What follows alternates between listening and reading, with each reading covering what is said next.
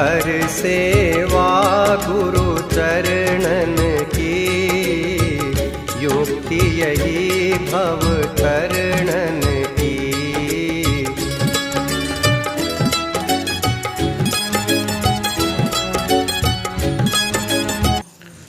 येषां न विद्या न तपो न दानं, ज्ञानं न शीलं न गुणो न धर्मा, ते मृत्युलोके भुवि भारभूता, मनुष्य रूपाणि मृगाश्चरन्ति। आज हम लोग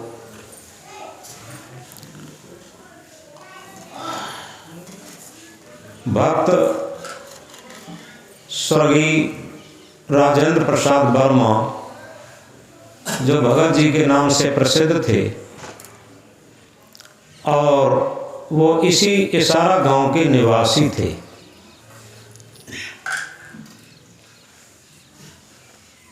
वो जीवन भर अपना जो परमार्थ कर पाए किए, गरीबों, दीन दुखियों, मरीजों की सेवा निःशुल्क करते रहे।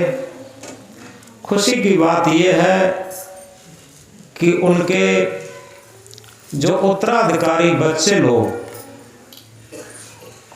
परिवारी लोग भी उसी दिशा में अग्रसर रहे। ये सबसे बड़ी प्रसन्नता की बात है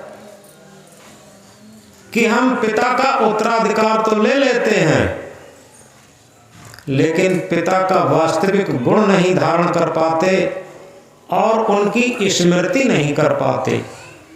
आज उनकी स्मृति में आज ही नहीं, कई वर्षों से लगातार, पिछली वर्ष निःशुल्क चश्मा वितरण हुआ था कुरावली में, और इससे पहले कंबल वितरण होता रहा। तो रामायण की एक चौपाई क्या कहती है? परहित सरिस धर्म नहीं भाई, परहित सरिस धर्म नहीं भाई, पर पीड़ा सम नहीं अधमाई। परहित के समान कोई दूसरा दुनिया में धर्म नहीं, और पर पीड़ा के समान दुनिया में कोई अधर्म नहीं। तो यथार्थ में जो सेवा भाव से भावित होकर के जो भी कार्य किया जाता, वो सारा पूजा बन जाता, वर्क इज वर्शिप। तो इस तरीके से हम इस बात को गहराई से समझें। जीवन जौवन राजमद, जीवन जौवन राजमद, अविचल रहे न कोय, जो दिन जाए सत्संग में जीवन का फल सोए। यथार्थ में सत्संग में हमारा जिस दिन चला जाए, वो बहुत सौभाग्य का दिन होता है। बताया है सत्संग बिना कल्याण नहीं, सत्संग बिना कल्याण नहीं, सत्संग को जांचत है मुनि ज्ञानी। शेर के संग में श्यार आनंदित, पंडित के संग मूर्ख ज्ञानी। पंडित के संग मूर्ख ज्ञानी, मिश्री के संग में बांस की कीमत, दूध के संग बिकावत पानी। गेहूं कहे सुन रे बथुआ, सत्संग प्रभाव लगे तो पानी। सभी लोग जानते हैं, काश्तकार हैं, तो सत्संग का बहुत बड़ा मूल्य होता है। अगर पानी को दूध के साथ मिला दो तो पानी दूध बन जाता, पानी को शराब के साथ मिला दो तो पानी शराब बन जाता, पानी को विष के साथ मिला दो तो पानी विष बन जाता, पानी को अमृत के साथ मिला दो तो पानी अमृत बन जाता। अब विचार ये करें कि यथार्थ में हमने अपने जीवन में कौन सा रास्ता चुना? सत्संग का रास्ता चुना या कुसंग का रास्ता चुना? यह हमारी योग्यता पर निर्भर है। संत सम्राट सदगुरु कबीर साहब एक महामंत्र में जगाते हुए कहते हैं, सपने सोया मानवा खोल जो देखे नैन, सपने सोया मानवा खोल जो देखे नैन, जीव परा बहु लूट में ना कछ लेन न देन।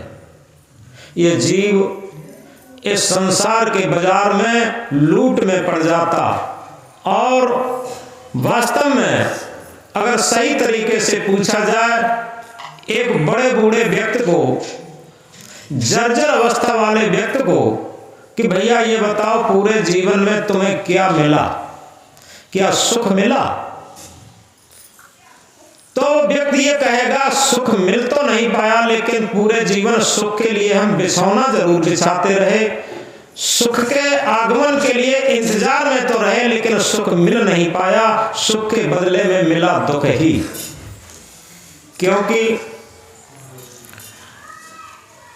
आज हम देखते हैं भौतिक समृद्धि बड़ी, विज्ञान की समृद्धि बड़ी, धन दौलत, मोटर वाहन, गाड़ी, मकान, महल, सबकी समृद्धि बड़ी, लेकिन एक गरीबत बहुत आ गई। बातचीत ना करो भाई, ये तो सब गड़बड़ है। एक बात की बहुत गरीबी आ गई। किस बात की? फटे कैलेंडर हो गए आज के पितमात। फटा कैलेंडर देखा पिछली साल का, अब कैलेंडर बदला जाएगा, पिछली साल का कैलेंडर बदल दिया जाएगा, फटा फटाया कहीं कोने में डाल दिया जाएगा। फटा कैलेंडर हो गए आज के पितमात, कहां इसे टांगा करूं सोच रहे चुपचाप। ये फटे कैलेंडर की तरीके से आज के वृद्ध माता पिता हो गए हैं, अब कहां इन्हें टांगा करूं, कहां इन्हें ले जाऊं, कहीं पिछवाड़े में रख दूं, कहां रखूं इन्हें, कहां इन्हें टांगा करूं सोच रहे चुपचाप। भौतिक युग के भौतिक क्षेत्र में इतना हुआ विकास, रामचंद्र देने लगे दशरथ को वनवास। आज भौतिक के युग में इतना विकास जरूर दिखाई देता है कि पुत्र पिता को वनवास देने लगा। पहले तो पिता पुत्र को वनवास देते थे, लेकिन अब पुत्र पिता को वनवास देने लगे।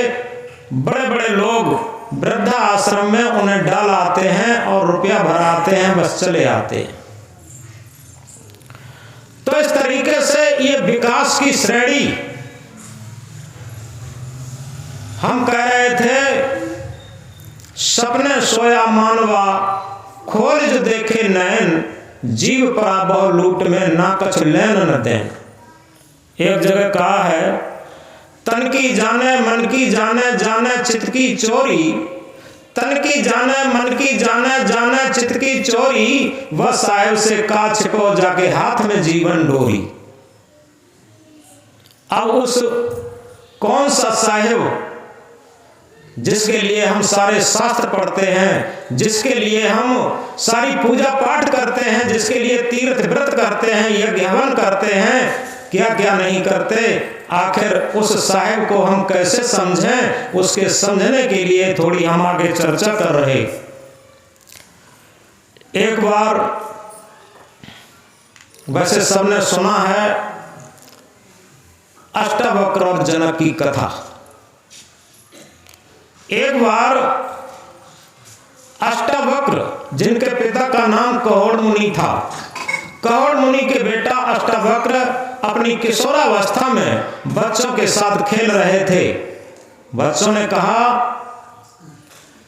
अष्टावक्र तुम बहुत ज्ञानी बनते हो, तुम्हारे पिता विद्वानों के साथ राजा जनक की कैद में नजर कैद हैं, तुम्हें पता है कुछ?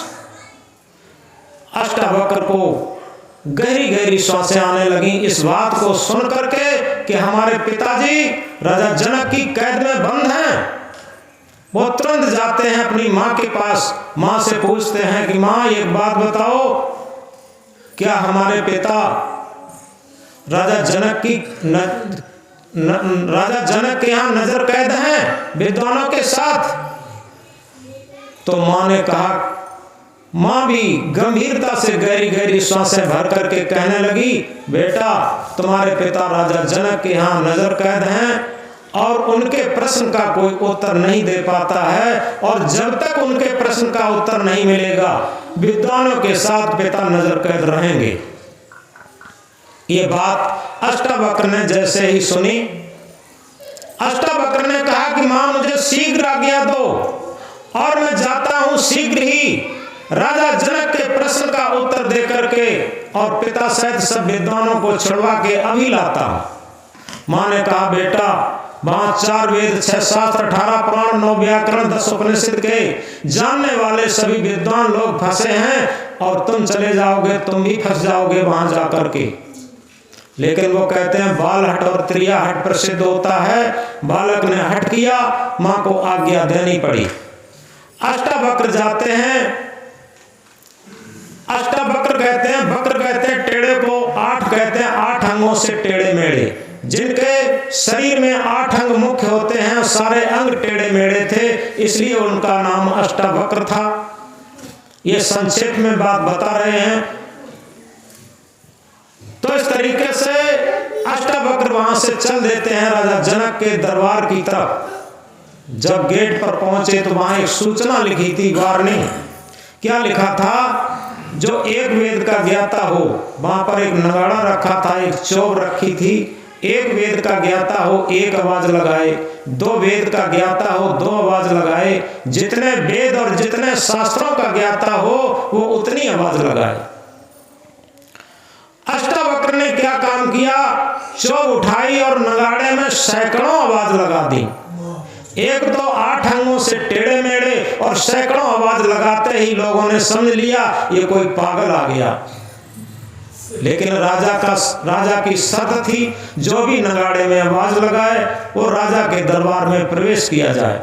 सिपाहियों के द्वारा अष्टावक्र को ले जा करके राजा के दरबार में प्रवेश करने के लिए वहां उपस्थिति के लिए ले गए। तो वहां अंदर विद्वान भी देख रहे थे कि अब की कौन विद्वान आ गया जिसने कोई गिनती नहीं। अरे हम लोग तो कोई 1 वेद के ज्ञाता हैं, कोई 2 वेद के ज्ञाता हैं, कोई 4 वेदों के ज्ञाता हैं। ऐसा विद्वान कौन आ गया जिसने सैकड़ों आवाज लगा दी।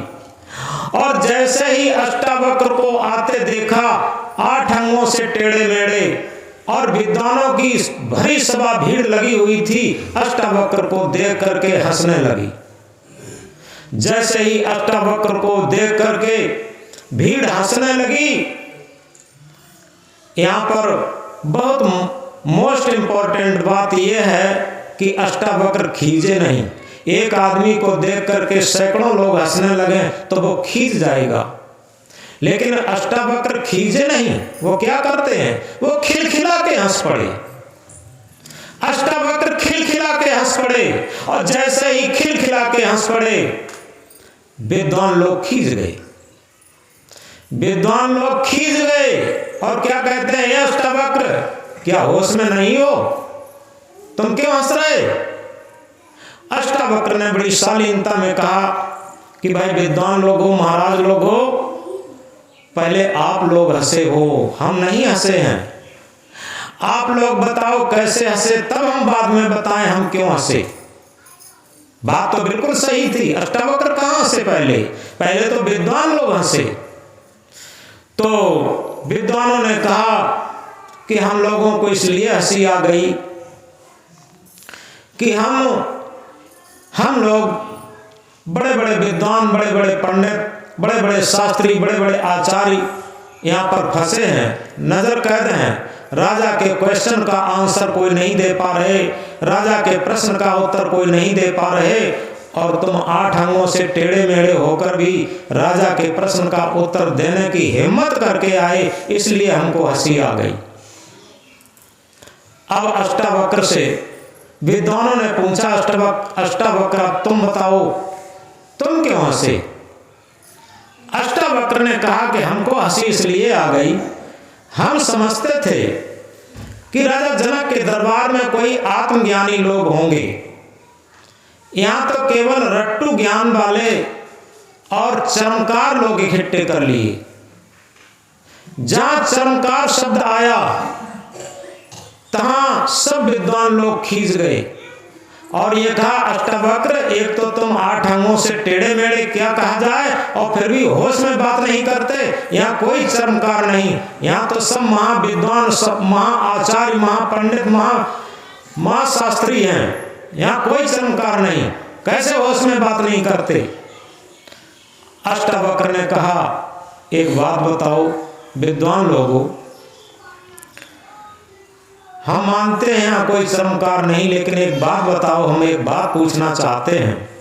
नदियाँ टेढ़ी मेढ़ी होती है, क्या पानी भी टेढ़ा मेढ़ा होता कि नहीं?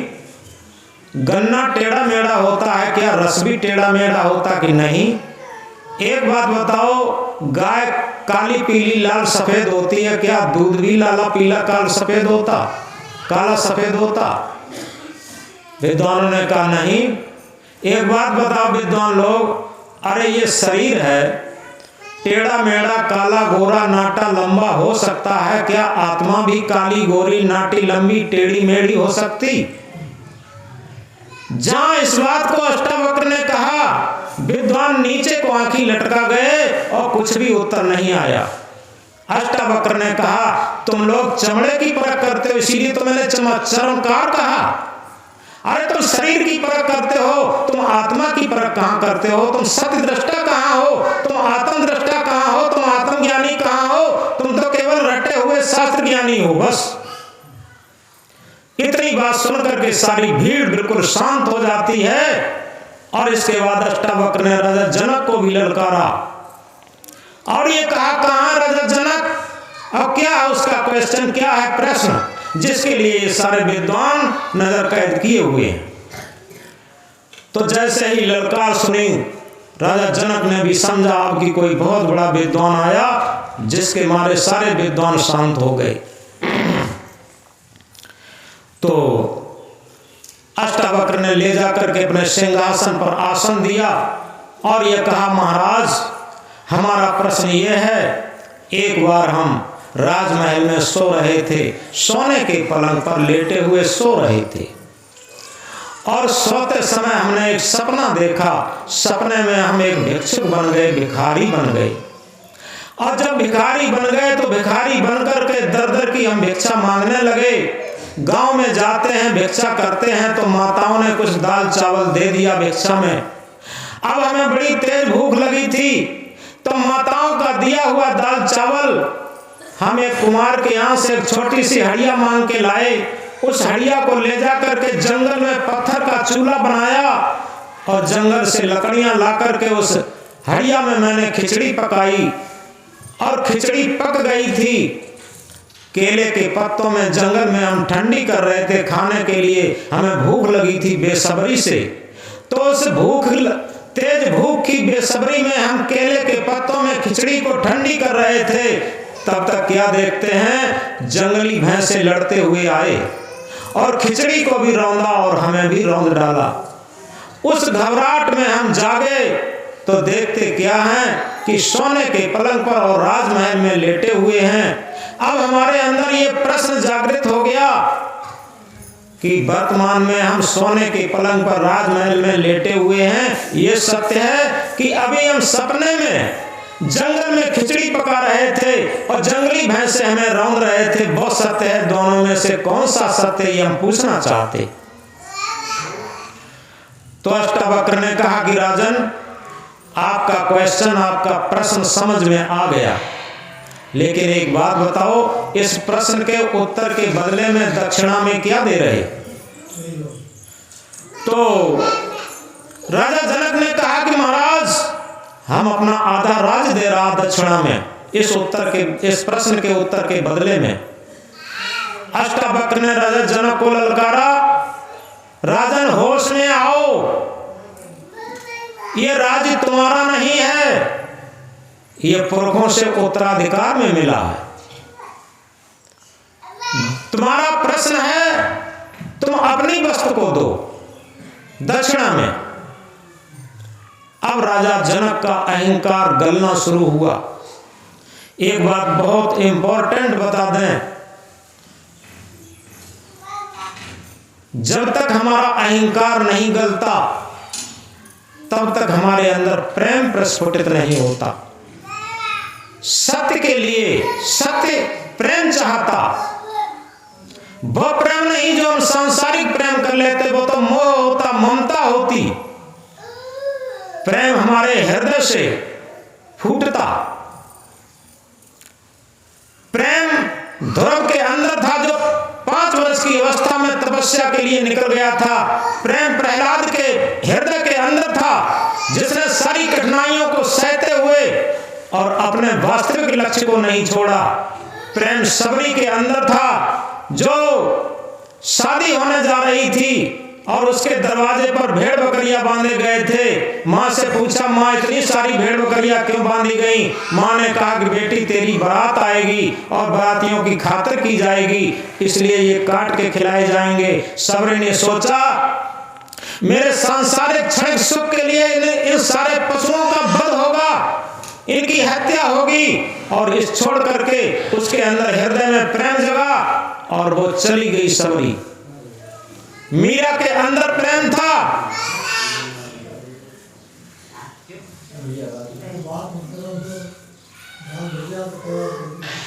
मीरा एक राजरानी थी, छत्राणी थी, और वो चली गई। मीरा क्या कहती हैं? मीरा मगन भई गलियां गलियां गुरु गुण गाने लगी। मीरा मगन होकर के और गलियां गलियां गुरु गुण गाने लगी। और प्रेम बुद्ध के अंदर था, प्रेम महावीर के अंदर था, जो अपने राज वैभव को छोड़ करके और उस आत्म परमात्मा के प्रेम के लिए निकल पड़े, वहीं पर पहुंचे। अष्टावक्र ने कहा कि राजन, ये राज तुम्हारा नहीं, पुरखों से मिला है, तुम अपनी वस्तु दो। अब राजा जनक का अहंकार गलना शुरू हुआ। वो सोच रहा है कि अब जब राज ही मेरा नहीं तो मेरी क्या चीज रही, क्योंकि आदमी के पास जो चीज होती है उसी का तो अहंकार होता। मैं इतना बड़ा आदमी हूं, मेरे पास इतने मकान है, इतने प्लॉट है, इतनी गाड़ी है, इतने वाहन है, इतना बड़ा पद है, इतनी बड़ी प्रतिष्ठा है, लेकिन ये सब क्षणिक है। क्योंकि किस्मत की ठोकर लगते ही, किस्मत की ठोकर लगते ही धरती तक हिल जाती है। किस्मत की ठोकर लगते ही धरती तक हिल जाती है। बड़ी बड़ी संपत्ति अचानक मिट्टी में मिल जाती है। तो इस तरीके से जिस संपत्ति का हम अहंकार करते हैं, आखिर कितनी देर की? तो अष्टावक्र समझाते हैं, राजा जनक होश में आओ, जो तुम्हारी चीज हो वो दक्षिणा में दो। तो राजा जनक बहुत विचार करके कहते हैं कि महाराज, मैं आपको अपना राजकोष दे रहा। अष्टावक्र ने फिर ललकारा, राजन, अभी आप होश में नहीं आ रहे। ये राजकोष आपका नहीं, क्या आपने हल चलाया या आपने मजदूरी की? ये राजकोष प्रजा से टैक्स रूप में वसूल करके इकट्ठा किया है, और ये प्रजा के हित के कार्यों के लिए, ये परमार्थ के कार्यों के लिए है। इसमें तुम्हारी एक छदाम नहीं है। ये राज भी तुम्हारा नहीं, ये राजकोष भी तुम्हारा नहीं, तुम अपनी वस्तु दो। अब राजा का अहंकार बहुत गल चुका है। इसी बीच एक बात कही है, चली जो पुतली नौन की, था सिंधु की लैन, आपन गल पानी भई उलट का है को बैन। नमक की डेली समुद्र की था लेने के लिए चली। नमक की डेली, नमक कहां से पैदा होता? समुद्र में से ही तो पैदा होता, लेकिन जब वो कठोर हो जाता, जम करके उसे अहंकार आ जाता। नमक क्या कह रहा? नमक की डेली क्या कह रही? अभी मैं समुद्र की थाल लेकर के आ रही। और जैसे ही नमक की डेली समुद्र की थाल लेने के लिए चलती है, बीच में ही गल के पानी रूप हो जाती। अब कौन कहेगा समुद्र कितना गहरा था? इसी तरीके से हम लोगों का अहंकार रहता। क्यों? एक पुरानी कहावत है, मांग जब दिया सलाई का प्रचलन नहीं था, यहाँ कुछ वृद्ध लोग भी बैठे हैं, सम्माननीय वृद्ध लोग भी बैठे हैं, बड़े बूढ़े जानते हैं। पहले बरोसी में आग रखी जाती थी और एक बुझ जाती थी, दूसरे के घर से मांग लाते थे। जब दिया सलाई का प्रचलन नहीं था तब, या बहुत कम प्रचलन हुआ था तब। तो एक कहावत है, मांग मूंग आगी लाए, नाम धरो भय सुंदर। यानी पुरानी कहावत है, मांग मूंग के आगी लाए नाम धरो बैसुंदर। कहीं मांग से आगी ले आए और नाम रख लिया बैसुंदर। ये कथा क्या है? हमने इस प्रकृति से ही सोना निकाला, इस प्रकृति से ही लोहा निकाला, इस प्रकृति से ही जस्ता पीतल निकाली, इस प्रकृति से ही जो हम सिक्का चलाते हैं वो निकाला, ईंट लगाए मकान बनाया वो निकाला, घोड़ा गाड़ी वाहन सब इसी प्रकृति से भी निकाले।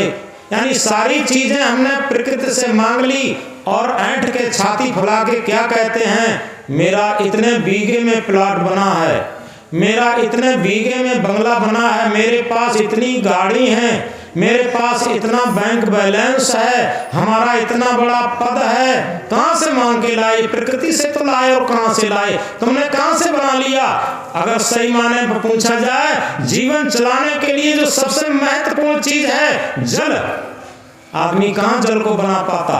सबसे महत्वपूर्ण चीज है ऑक्सीजन। आप देखें सबसे बड़ी दिक्कत दो ही चीजों की अधिक आ रही है, जल प्रदूषित हो गया, जल प्रदूषित हो गया। आखिर किसने किया? आदमी ने तो ही किया। और ऑक्सीजन प्रदूषित हो गई, ऑक्सीजन प्रदूषित हो गई, ऑक्सीजन नहीं मिल रही। अभी कोरोना काल में देखा था कि चारों तरफ मारा मारी थी, किसकी? ऑक्सीजन। ऑक्सीजन कहां चली गई? इस अहंकारी आदमी ने ही तो प्रदूषित कर दी ऑक्सीजन। वैसे तो पर्याप्त ऑक्सीजन है, लेकिन वही है, प्रकृति से सारी चीजें मांग के लाए और हम बड़े भारी सम्राट बन गए, बड़े भारी अहंकारी बन गए। वहीं पर पहुंचे जहां पर बात चल रही थी, कथा चल रही थी। बोलो सदगुरुदेव की। तो अष्टावक्र रूपी गुरु जनक रूपी शिष्य का अहंकार गला रहे। क्या कह रहे? ये राज भी तेरा नहीं, ये राजकोष भी तेरा नहीं, तू अपनी वस्तु दे। इस प्रश्न के उत्तर के बदले में अब राजा का अहंकार गल रहा है, निरंतर गल रहा है। राजा सोच रहा है, जब मेरा राज्य ही नहीं, जब मेरा राजकोष ही नहीं, अब मेरे पास रहा ही क्या? क्योंकि जिसका अहंकार होता भाई, अगर वहां से उठा लिया जाए तो बताओ क्या अहंकार रह जाएगा। अब राजा बहुत विचार करके कहता है, अब तो गुरुवर कहने लगा कि गुरुवर अब तो मेरे पास कुछ रहा ही नहीं, मेरा केवल शरीर बचा है। आपके श्री चरणों में मैं अपना शरीर अर्पण कर रहा। अष्टावक्र फिर ललकारते हैं, राजा जनक और होश में आ, ये शरीर तेरा नहीं है, ये प्रकृति का है। ये प्रकृति के 5 तत्व हैं शरीर में, इसमें तेरा नहीं। अगर प्रकृति इसमें से कुछ कम कर ले तो अभी तेरा जीवन लीला समाप्त हो जाएगी। इसमें तेरा कुछ नहीं है, ये तो प्रकृति के 5 तत्व हैं, वहीं से उठाए गए हैं। इस शरीर में तेरा क्या है? एक तत्व भी तू नहीं बना सकता। अब राजा का और अहंकार गला कि जब राज नहीं, राजकोष नहीं, अब शरीर भी मेरा नहीं, आखिर मेरे पास अब बचा ही क्या? जब आदमी 0/0 हो जाता है तब उसका अहंकार गलता है। तब उसका अहंकार गला राजा जनक का। उसने कहा कि गुरुवर, जब राज नहीं, राजकोष नहीं और शरीर भी मेरा नहीं, अब मेरे पास क्या बचा? एक केवल चीज मेरे पास बची है, वो है मेरा मन। और जैसे ही मन अष्टावक्र रूपी गुरु के चरणों में अर्पण किया और अष्टावक्र ने वरदहस्त जनक के सर पर रख दिया और उन्होंने बोध दे दिया। जैसे ही मन अर्पण किया, जगा जनक को बोध। मन अर्पण करते ही हमारे अंदर बोध जग जाता, लेकिन हम मन को कहां, मन को तो बचा के रखते, सारी चीजें अर्पण करते। इसी बीच एक बात याद आ गई, बैठ जा सभी लोग थोड़ी देर, सब्जेक्ट बहुत सूक्ष्म है, इधर उधर बोलना करें। बोलो सदगुरुदेव की। एक बार यहां सब पढ़े लिखे लोग बैठे हैं। एक बार ईश्वरचंद विद्यासागर और उनके बगीचे का माली ईश्वरचंद विद्यासागर से एक शिकायत लेकर के आया और ये कहा, महाराज एक बात बताएं। ईश्वरचंद विद्यासागर ने कहा कि हाँ बताओ भाई, कि आपकी बगीची में बड़ी सुंदर फुलवारी रहती ही है, आपको मालूम है कि हाँ मुझे रहती है, कि एक आदमी आता है अहंकार वश, थोड़ा गौर से बात समझना, अहंकार वश एक आदमी आता है और चुपचाप एक बहुत बड़ा सा झोला फूल तोड़ लेता है, न वो पूछता है न कुछ करता है। और कई बार ऐसा कर चुका और हम कह नहीं पाते हैं, और इसलिए आपसे निवेदन ये करते हैं कि ये आदमी समझ में नहीं आता कौन है, और ये रोज एक झोला फूल तोड़ लेता है बड़े सुंदर सुंदर, और हमें बड़ी मेहनत पड़ती है और इसके बाद मुझे कष्ट भी होता है। अरे कम से कम पूछ भी लेता तब भी अच्छा, पूछता भी नहीं है और अहंकार में तोड़ लेता। ईश्वरचंद विद्यासागर ने कहा चलो ठीक है, कल उसे हम देखेंगे। ईश्वरचंद विद्यासागर उसके आने के समय ही वहां से चल दिए, और जिस समय चल दिए उस समय क्या देखते हैं कि वो व्यक्ति फूल तोड़ ही रहा था, और उसने एक चादरा था एक पेड़ पर टांग दिया था, अपना जो ओढ़े था चादरा वो पेड़ पर टांग दिया था। ईश्वरचंद विद्यासागर ने चुपके से अपने नौकर को इशारा दिया और चादरा कहीं छुपवा दिया। नौकर ने चादरा उसका छुपा दिया। जब वो एक झोरा भर के फूल तोड़ चुका, फिर अपना चादरा देखने के लिए पेड़ पर गया तो पेड़ पर चादरा था ही नहीं। अब वो झुंझलाया, उसने कहा यहां चादरा रखा था, वो किसने उठा लिया? अब कोई न बोले, और ईश्वरचंद विद्यासागर टहल रहे हैं उसी के आसपास।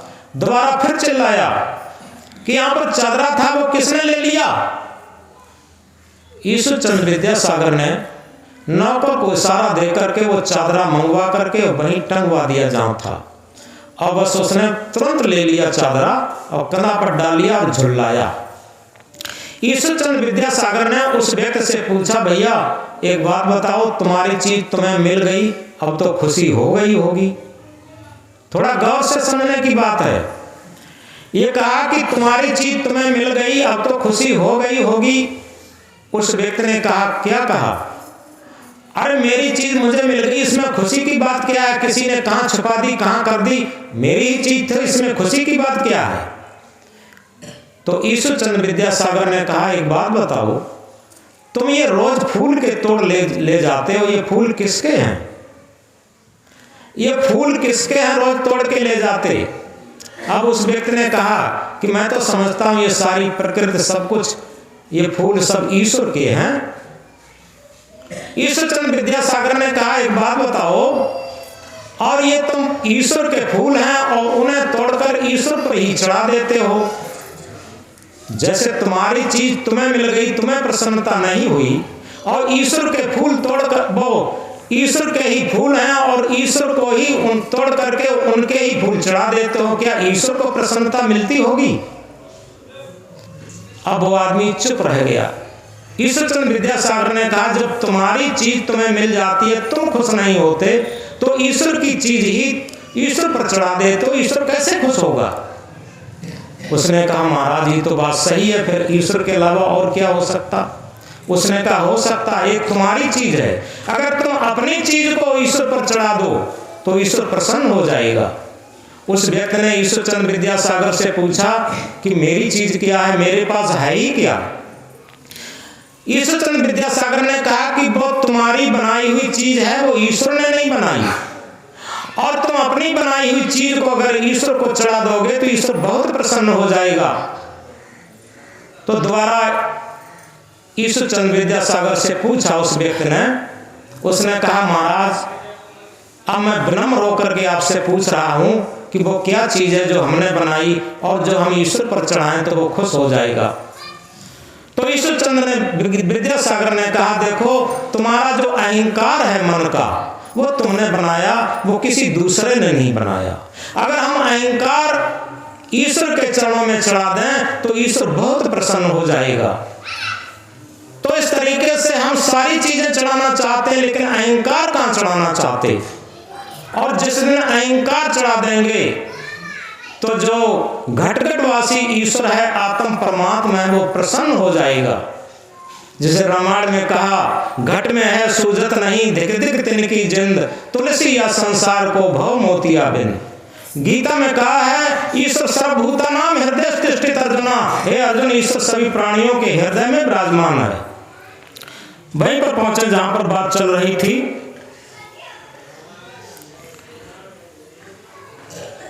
अष्टावक्र के चरणों में जब राजा जनक ने अपना मन अर्पण किया और मन के साथ अहंकार गल गया।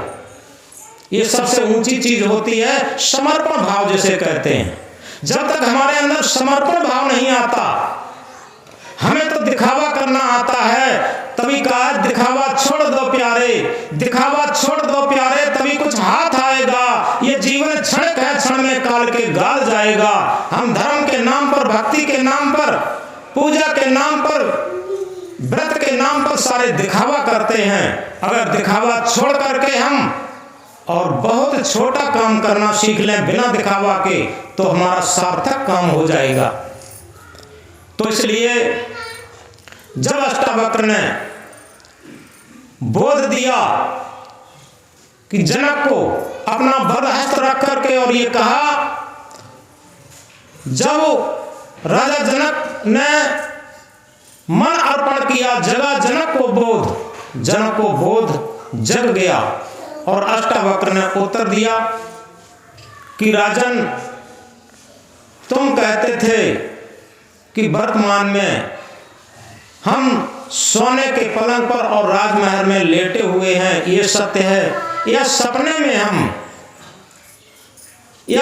में हम दर की भिक्षा मांग करके खिचड़ी जंगल में पका रहे थे, केले के पत्तों में ठंडी कर रहे थे, वो सत्य है। दोनों में से कौन सा सत्य है? लेकिन इस बात को समझो, आप लोग भी थोड़ा गौर से समझें। अष्टावक्र ने एक बात पूछी, ये बताओ राजन, जब खिचड़ी तुम पका रहे थे तब क्या ये वर्तमान का सोने का पलंग और राजमहल था उस खिचड़ी पकाने में? अष्टावक्र ने कहा, वो राजा जनक ने कहा, तब ये सोने का महल, वो सोने का पलंग और राजमहल तब नहीं था, तब हम एक भिक्षुक थे। और अष्टावक्र ने पूछा, ये बताओ, उसमें राजमहल नहीं था, खिचड़ी पका रहे थे, तो तुम थे? तो जनक ने कहा, हाँ हम तो थे। अष्टावक्र ने फिर कहा, एक बात बताओ, जब तुम राजमहल में लेटे हुए थे तब क्या सपने वाली खिचड़ी तुम्हारे सामने थी? जंगली भैंसे लड़ते हुए थे तुम्हारे सामने कि नहीं? तब हम राजमहल में जब लेटे हुए थे सोने के पलंग पर, तब जंगल की खिचड़ी और जंगल के भैंसे उस टाइम नहीं थे। अष्टावक्र ने पूछा, ये बात बताओ, तो तुम थे? क्या हम तो उस टाइम थे।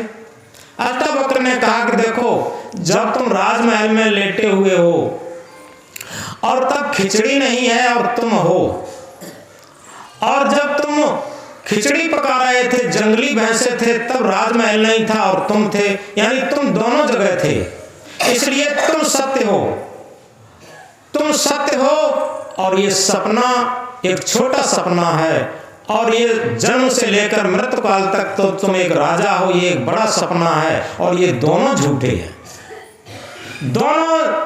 दोनों सपने हैं। एक छोटा सपना है और एक बड़ा सपना है। एक रात्रि में देखते हैं वो छोटा सपना होता, और जन्म से लेकर मृत्यु काल तक हम देखते हैं वो बड़ा सपना होता है। और दोनों सपनों का जो दृष्टा है आत्मदेव, वो सत्य है। ना ये सत्य है ना वो सत्य है। तुम पूछ रहे थे कि ये सत्य है कि वो सत्य है, ना ये सत्य है ना वो सत्य है। दोनों सपने हैं और दोनों झूठे हैं, और दोनों सपनों का जो दृष्टा आत्मदेव है वो सत्य है। जहां इस बात को कहा, राजा जनक ने सर रख दिया अष्टावक्र के चरणों में और कहा, गुरुदेव मैं कृतार्थ हो गया, मैं धन्य हो गया। और उसी क्षण से राजा जनक विदेह हो गए। विदेह का अर्थ क्या होता है? अब शरीर के तल से, मन इंद्रियों की तल से हट करके आत्मा के तल पर उनका जीवन हो गया। अभी तक तो मन इंद्रियों की गुलामी में जीवन था, मन इंद्रियों के तल पर जीवन था, अब आत्मा के तल पर उनका जीवन हो गया। और इसी को विदेह कहते हैं, जब आत्मा के तल पर जीवन जीता है तब। और इसीलिए कहा सपना यह संसार लागता आय के, चले जुआ में हार मनुष्य तन पाए के। ये मनुष्य तन एक जुआ रूप जब हार के चल देते हैं बाद में पश्चाताप, क्योंकि मनुष्य ही एक ऐसा प्राणी है जो रोते रोते जन्म लेता और शिकायत करते करते जीवन व्यतीत करता और पश्चाताप के टप टप आंसू गिराते हुए चला जाता। मनुष्य के अलावा कोई पशु कोई भी पक्षी रोते रोते नहीं जन्म लेता और शिकायत करते करते जीवन व्यतीत नहीं करता और पश्चाताप के टप टप आंसू गिराते हुए नहीं जाता। केवल मनुष्य ही एक ऐसा जिसे सृष्टि का श्रमोर प्राणी कहा है। अब वो श्रमोर प्राणी होते हुए रोते रोते जन्म लेता और शिकायत करते करते जीवन व्यतीत करता और पश्चाताप के टप टप आंसू गिराते हुए चला जाता। इसीलिए कहा जिंदगी ऐसी बना जिंदा रहे दिल साध तू, जिंदगी ऐसी बना जिंदा रहे दिल साध तू न हो दुनिया में फिर भी दुनिया को आए याद तू। कबीर जब हम पैदा हुए जगत हंसा हम रोए, ऐसी करनी कर चलो हम हंसे जग रोए।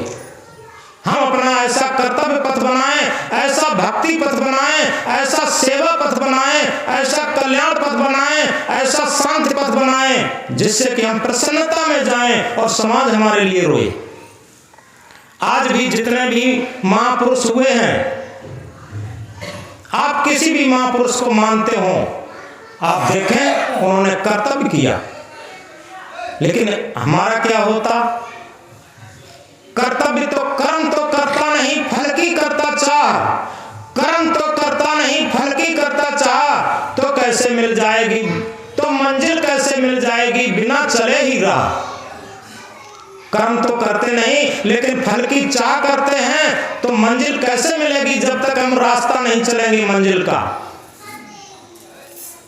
जब हम ठान लेते हैं मंजिल की तरफ जाने के लिए,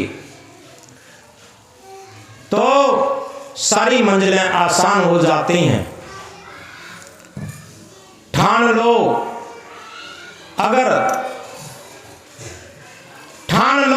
तो तूफान का पथ मोड़ सकते हो, ठान लो अगर तो तूफान का पथ मोड़ सकते हो, इतिहास में एक नव अध्याय भी अपना जोड़ सकते हो।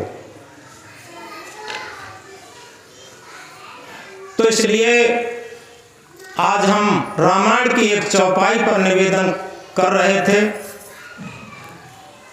परहित सरस धर्म नहीं भाई, पर पीड़ा सम नहीं अधमाई। हम अपने जीवन को झांक करके देखें, हमारा जीवन परहित में कितना जाता है और स्वार्थ में कितना जाता है, इस बात को गहराई से समझें। मैथिली शरण गुप्त की भाषा को अगर याद करें, वही मनुष्य है जो कि मनुष्य के लिए मरे, वही मनुष्य है जो कि मनुष्य के लिए मरे, यह पशु प्रवृत्ति है जो कि आप ही चले। तो इस तरीके से हम इस बात को अपने जीवन में गहराई से समझ लें कि हम जीवन में परमार्थ परहित कितना कर पाते हैं और स्वार्थ कितना कर पाते हैं। तो जितना हम परहित करते हैं उतना ही समझो हम धार्मिक हैं, हम भक्त हैं, हम ज्ञानी हैं।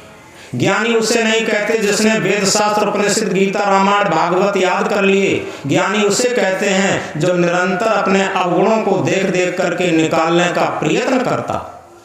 याद रखें, ज्ञानी किसे कहते हैं? जो निरंतर अपने अवगुणों को देख देख करके निकालने का प्रयत्न करता, वो ज्ञानी। ज्ञानी निरंतर अपने अवगुणों को देखता है और अज्ञानी निरंतर दूसरे के अवगुणों को देखता है। बस अंतर ज्ञानी अज्ञानी में इतना होता। ज्ञानी उसे नहीं कहते जिसने सारे शास्त्रों को रट लिया, क्योंकि यह रटना बहुत छोटी चीज है। कहनता तो बहुता मिले, गहनता मिला न कोई। कहनता तो बहुता मिले, गहनता मिला न कोई। सो कहनता बहजान दे जो न गहनता होए। कहने वाले वाचक ज्ञानी बहुत मिल जाते, लेकिन ग्रहण नहीं करते। सदगुरु कहते हैं जो ग्रहण न करता है उसे बह जाने दे, दूर से निकल जाने दे, उससे कोई सरोकार नहीं। क्यों? ये कहा है action speak later than words. कर्मों की धुन शब्दों से ऊंची होती है। कोई बहुत बड़ा प्रवक्ता ना हो कोई बात नहीं, गायक कलाकार न हो कोई बात नहीं, लेकिन वो अपने जीवन में धारण करता हो। क्या कहा? धारण करे तो धर्म है, धारण करे तो धर्म है, नहीं तो थोथी बात। सूरज उगे तो दिवस है, नहीं तो काली रात। अगर जिसने धारण कर लिया तो धर्म हो गया, अन्यथा झूठी बात। क्योंकि सूरज उगे तो दिवस है, नहीं तो काली रात। अगर सूरज उग आया है तो दिन हो जाएगा, अन्यथा दिन दिन हम कितना भी चिल्लाएं, दिन नहीं हो सकता, काली रात रहेगी। इसलिए धारण करना ही धर्म है। जब तक हम धारण करेंगे नहीं, तब तक धर्म नहीं हो सकता। और ये कहा, character is the transcription knowledge into action. ज्ञान का क्रिया में बदलना ही आचरण है।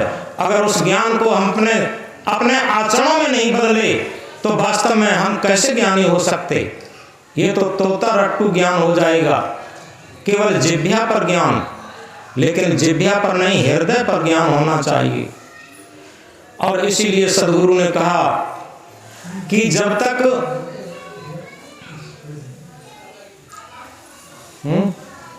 कोई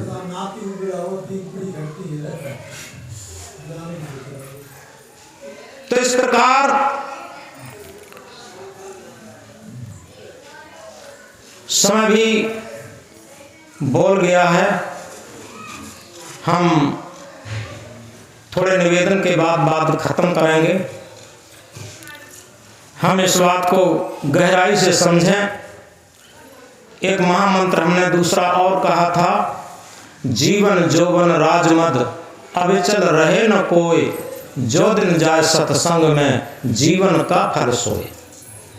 सत्संग के संबंध में थोड़ा कहा था, सत्संग बिना कल्याण नहीं, सत्संग को जांचत है मुनि ज्ञानी। शेर के संग में सियार आनंदित, पंडित के संग मूर्ख ज्ञानी। मिश्री के संग में बांस की कीमत, दूध के संग बिकावत पानी। गेहूं कहे सुन रे बथुआ, सत्संग प्रभाव लगे तो पानी। यथार्थ में अब हम सच्चे सत्संग की तरफ आ रहे हैं। सत्संग उसे नहीं कहते हैं जो हमने कुछ ज्ञान की बातें कह लें या सुन लें। ये कहना और सुनना बहुत छोटी चीज होती है, कोई भी कह सकता। लेकिन सच्चा सत्संग उसे कहते हैं जब हम अपने जीवन में उतारना शुरू कर दें और हमारे अंदर ही सत्संग घटित होता। आप समझ रहे होंगे, जिसे कहते हैं जीवन क्या।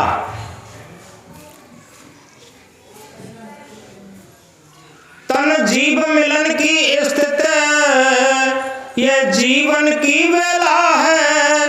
कोई न किसी का है जग में, बस 2 दिन का मेला है।